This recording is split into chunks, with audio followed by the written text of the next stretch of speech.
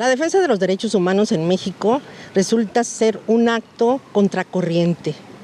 En el largo y profundo sentido, es contestatario y subversivo. Tanto que la vida de muchos defensores de derechos humanos siempre está en riesgo. Si bien existe un mecanismo de defensa y protección tanto de periodistas como defensores de derechos humanos, el mecanismo a veces por cuestiones burocráticas, administrativas y hasta por corrupción no funciona al 100%. Vea usted.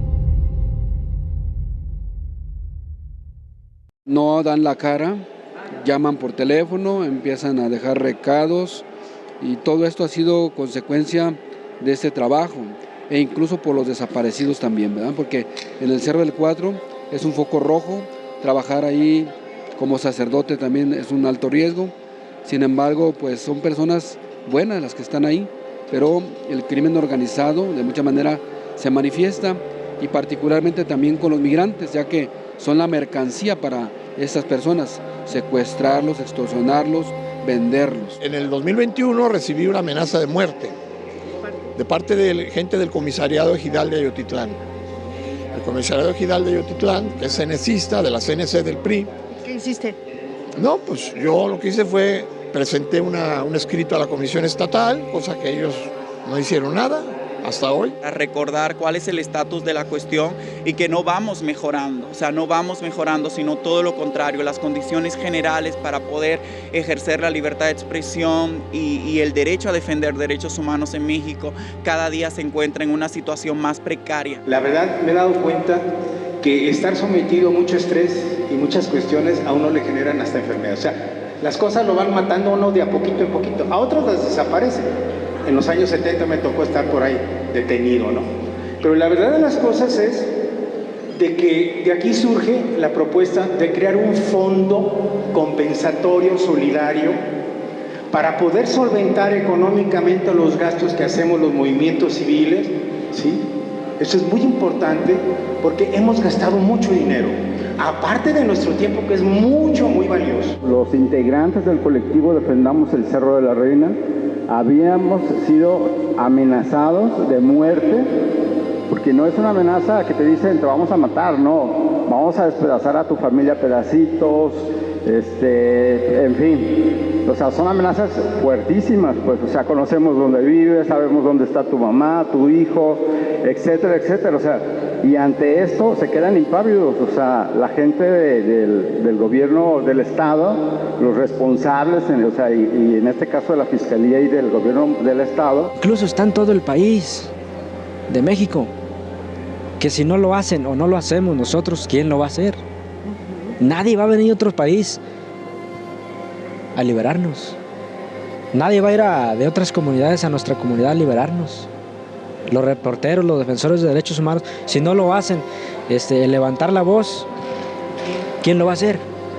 A sabiendas que podemos morir por eso.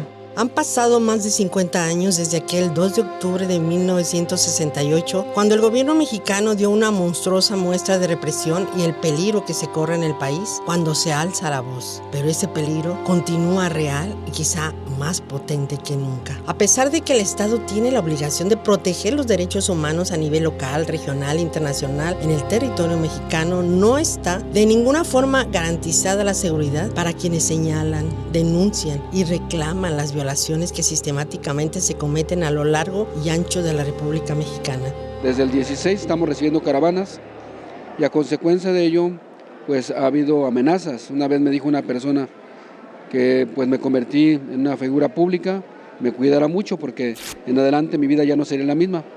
Yo no le hice mucho caso, pero poco tiempo después me di cuenta que era cierto, porque empecé a recibir amenazas por atender a estas personas que vienen huyendo de la violencia, la inseguridad en sus países. Hemos sido acechados, amenazados amedrentados y detenidos. Ahí en Jardines de la Paz, en Colectivo Unido Jardines de la Paz, hemos sufrido todo ese acoso. La aplicación de normas, de leyes y de todo lo que te podría ayudar a protegerte va así, o a lo mejor también va creciendo, pero no se aplica.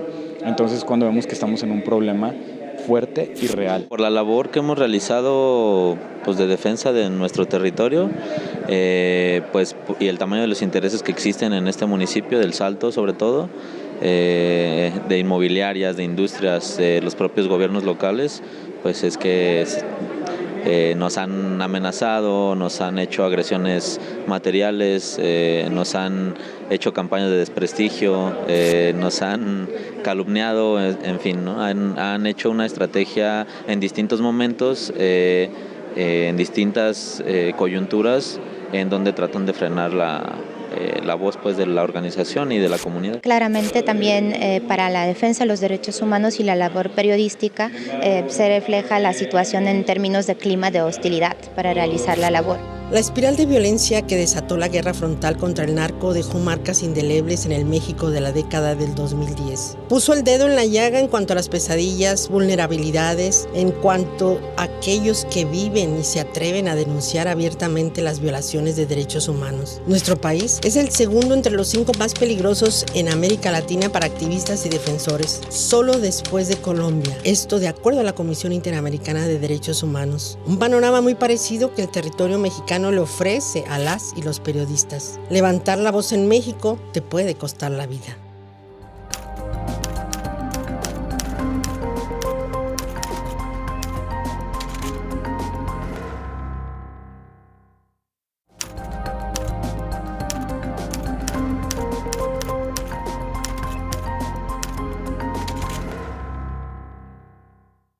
Particularmente preocupante resulta que lejos de detener las agresiones y los homicidios en contra de los defensores de derechos humanos, sucede lo contrario. Y cada vez son más víctimas en menos tiempo. De acuerdo a la Red Nacional de Organismos Civiles de Derechos Humanos, durante el sexenio del expresidente Enrique Peña Nieto se registraron 161 asesinatos de activistas, pero en lo que va de la actual administración del presidente AMLO, en 3 años y medio van 110 asesinatos contra defensores de derechos humanos. Esto, a pesar de que existe en México el mecanismo de protección para personas defensoras de derechos humanos y periodistas a partir del 2016, que fue por iniciativa del gobierno federal. Un proyecto que muchos consideran fallido. ¿Cómo las autoridades estatales o municipales nos puedan proteger cuando son propios agresores y además cuando saben quiénes son agresores, si no son agresores? Y su interés principal es que el trabajo que realizamos pues, pudiera ser obstaculizado o paralizado. Y la postura del gobierno del estado de Jalisco, con la poca apertura al diálogo, con la falta de escucha en cuanto a las voces críticas, las descalificaciones, desacreditaciones, han demostrado que no existe una voluntad para escuchar y sobre todo para recibir las resistencias, inconformidades y mejorar las prácticas. De hecho, Jalisco es un experimento perfecto porque tiene un consejo y tiene un protocolo. El problema es que no está aquí el consejo y el protocolo no es público. E insisto, las autoridades aquí presentes no han presentado un proceso de autocrítica en donde reflexionen sobre cómo este ejemplo ya fracasó. Fue una ley que se aprobó en 2016, pero desde entonces estamos a 5 años de su aprobación. El hecho de que mayoría de las personas periodistas y defensoras de derechos humanos no sabe de su existencia, pues confirma que no ha sido una ley operante, que no existe una efectiva implementación y en realidad no hay también mecanismos de rendición de cuentas o mecanismos de compartir a la sociedad la información sobre su implementación, su funcionamiento y cómo también se pudieran acercar personas defensoras de derechos humanos y periodistas para contar con las garantías para ejercer su labor de manera libre. Me seguía gente de la Fiscalía del Estado en estrategia con el gobierno federal. Estoy hablando de 2015.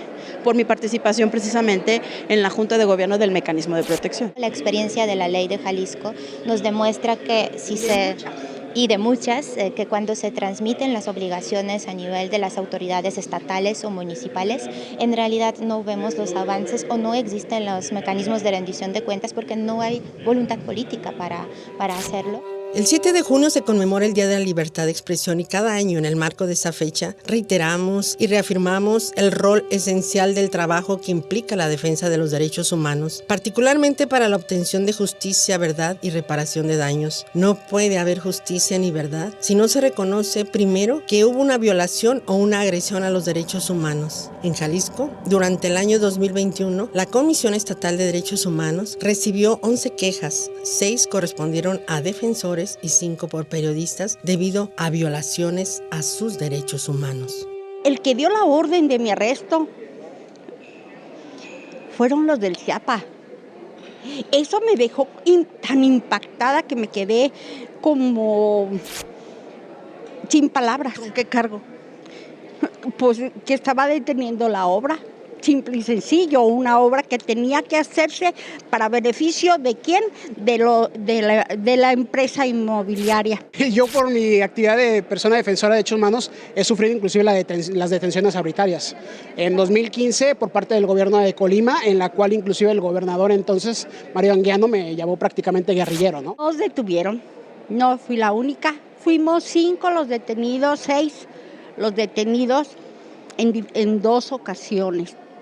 En diferentes ocasiones, unos y luego otros, porque sí he sido media atrevida, parando las máquinas, más que nada, porque es injusto que mientras se arreglan los papeles en los juzgados, ellos sigan trabajando y devastando nuestro medio ambiente. La situación del río Santiago y de la laguna pues es un tema muy de fondo, muy complicado, pero la voz no la han podido callar.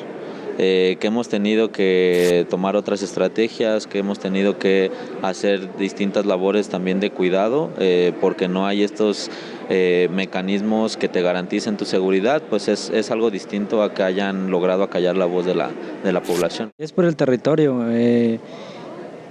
tiene mucho tiempo, yo desde que recuerdo. Dicen mis papás y mis abuelos que aproximadamente del 1952 inicia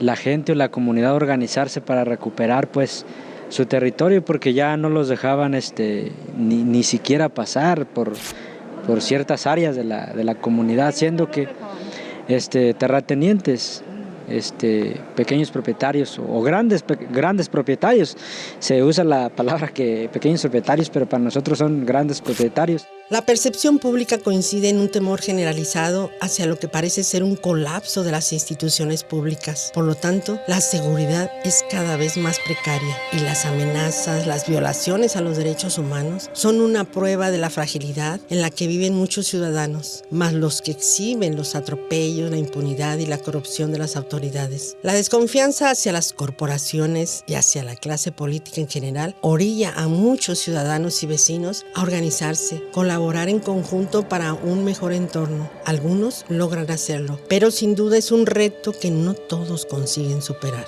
Nosotros son grandes propietarios asociados con los ayuntamientos y pues eso los llevó a organizarse para hacer la defensa. Están tentando contra todos los parques de la ciudad metropolitana, están devastando la ciudad con el boom inmobiliario que querían hacer en un predio menor de 4 hectáreas, 28 torres de 14 pisos.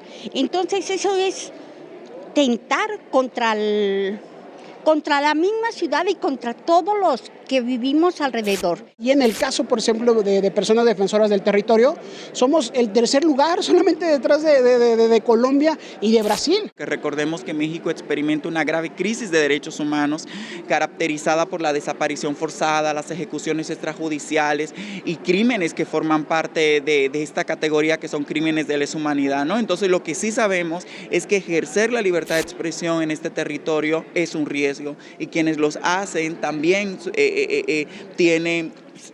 hay alta probabilidad de que su integridad física y personal esté bajo ataque, ¿no? Y eso es lo que definitivamente se tiene que detener. La mediatización de la violencia parece generar una constante tolerancia por parte de la sociedad ante los agravios, muertes, acosos contra los defensores de derechos humanos. Digna Ochoa, por ejemplo, fue asesinada en octubre del 2001, pese a las múltiples amenazas y secuestros que habría sufrido. Sin embargo, esta defensora de derechos humanos nunca fue escuchada por el gobierno mexicano, que hasta llegó a plantear una hipótesis de suicidio. En enero del 2022, la Corte Interamericana de Derechos Humanos emitió una sentencia que señala a México responsable de las múltiples violaciones en el proceso de investigación, por lo cual el caso debe abrirse.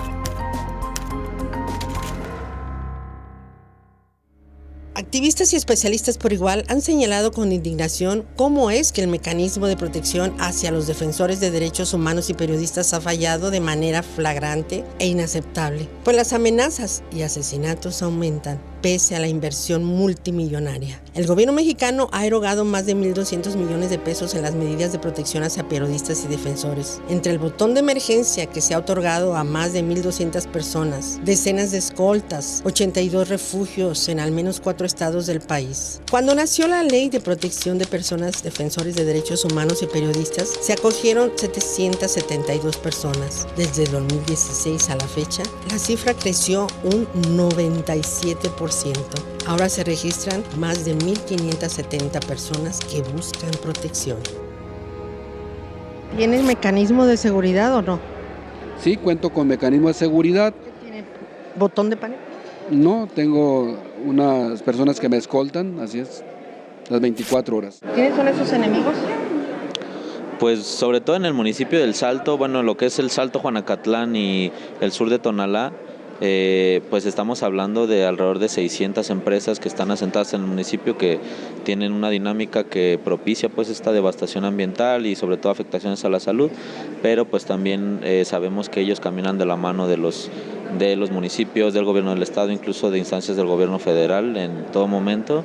Pues también tenemos la situación del vertedero de los Laureles, del que maneja la empresa CAPSA, que también ha sido de las empresas que más han tratado de frenar la labor que hacemos.